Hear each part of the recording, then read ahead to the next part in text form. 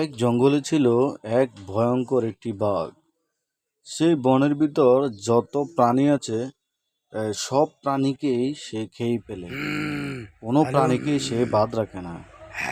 একদিন বাঘটি এক ভয়ঙ্কর চিত্র দেখে একটি শিয়াল নিজেই ভয় পেয়ে যায়। সেই বনের দ্বার দিয়ে যাচ্ছিল। বাঘ এটা কেমন করে? না, বাঘ তো মনে হয় যে আমার খেয়ে ফেলবো। আল্লাহ রে, তুমি আমার আজকে বাঁচাও।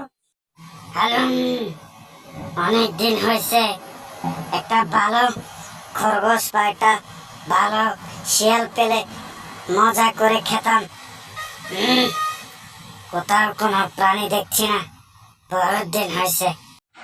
তারপর দাঁড়িয়ে দাঁড়িয়ে শিয়ালটি চিন্তা করতে লাগলো কিভাবে এই বাঘের সামনে দিয়ে সে তার বাসায় যাবে।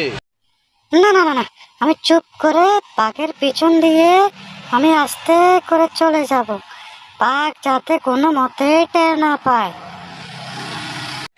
তারপর শিয়ালটি ধীরে ধীরে আস্তে আস্তে বাঘ যাতে টের না পায় সেই বাঘের পিছন দিয়ে চুপ করে চলে গেল। আল্লাহ আল্লাহ আল্লাহ আল্লাহ আল্লাহ, আমারে একটু বড় বিপদ থেকে বাঁচাইছো আল্লাহ। এই বাঘ করতে এসে আমি নিজেও জানি না। আল্লাহ, এই তো ভয়ঙ্কর এক বাঘ। যাক, অনেকদিন পর এই বাঘ থেকে আমি রক্ষা পেলাম। আমি ভুলও আর ওই বন দিয়ে যাব না, আমাকে নালে ঘাম আটকাই দিব। এই বাঘটা খুব বাজে একটা বাঘ। যাক, আল্লাহ আমার আজকে বাঁচাইলো কোনো রকম। এই বাঘ আমাদের বনের সব পশু প্রাণীকে খেয়ে ফেলে।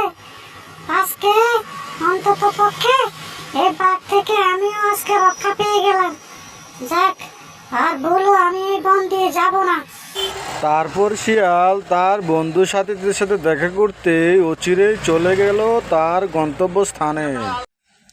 তারপর শিয়াল একদিন বনের সব পশু প্রাণীদেরকে ডাক দিল। সে তখন বলতে লাগলো, এই শোনো তোমরা, ওই দিক দিয়ে ওই বন দিয়ে কিন্তু তোমরা যেও না, না হয় কিন্তু তোমাদেরকে ঘাড় মটকে দেব ওই বাজে বাঘটা। বুঝতে পারছো? তো ঠিক আছে, আমি আজকের মতো গেলাম। সবাই ভালো থেকো, আর ভিডিওটা ভালো লাগলে সবাই একটা সাবস্ক্রাইব করে দিও। আল্লাহ হাফেজ।